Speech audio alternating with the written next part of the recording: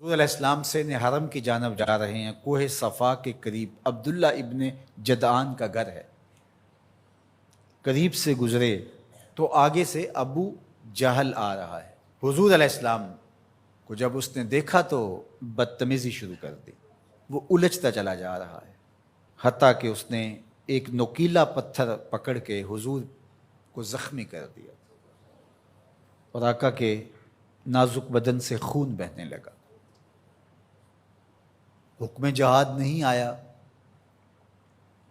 اللہ کی مشیت ہے۔ حضور علیہ السلام وہاں سے سین حرم میں پہنچے، آب زمزم سے اپنے زخم دھوئے اور اللہ کے حضور سجدہ ریز ہو گئے۔ مالک تیرے رنگ، یاری تیری سونا پر ازمیشاں تیریاں اگ، سونا پرکھیا جامدہ ہے نال اگاں دے لگ۔ حضور کے چچا حمزہ بن عبد المطلب ابھی اسلام نہیں لائے تھے، شکار کرنے گئے ہوئے تھے۔ یہ جب شکار کر کے آتے تو بڑے اطراء کے چل رہے ہوتے، تو دو لونڈیاں آپس میں بات کر رہی تھی کہ اگر اس کو پتہ ہوتا نا کہ اس کے بھتیجے کے ساتھ آج عمر بن حشام نے کیا سلوک کیا ہے تو آج اس کی یہ چال نہ ہوتی۔ تو حمزہ بن عبد المطلب کے کان میں یہ بات پڑ گئی۔ اللہ اکبر، رک گئے۔ وہ جو فاخرانہ چال تھی تبدیل ہو گئی۔ تجسس سے پوچھتے ہیں کیا ہوا، انہوں نے ساری کہانی سنائی۔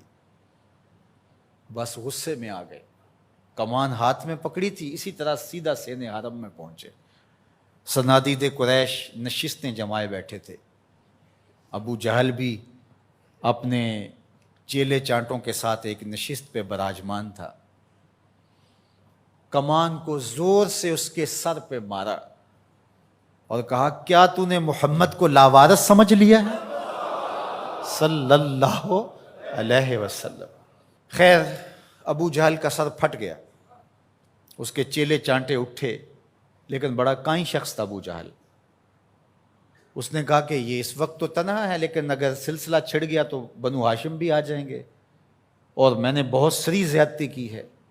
اس نے کہا بس بس بس چھوڑ دو، مجھ سے کچھ ہو گیا تھا۔ اب حضرت امیر حمزہ حضور کو تلاش کرنے لگے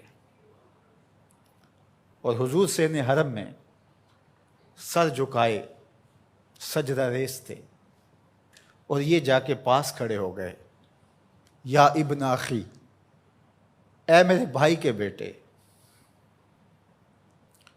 حضور نے سر نہیں اٹھایا۔ پھر انہوں نے کہا یا ابن اخی، اے میرے بھائی کے بیٹے۔ حضور پھر سجدے میں سر رکھ کے رو رہے ہیں۔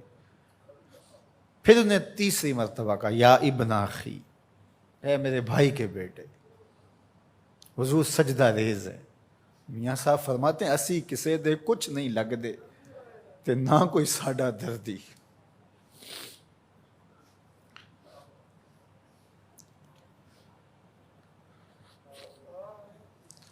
خیر حضور نے سر انور اٹھایا تو کہا بھتیجے تو خوش ہو جا، میں تیرا بدلہ لے آیا ہوں۔ حضور نے بڑی بے نیازی سے کہا کہ چچا مجھے کوئی خوشی نہیں ہوئی۔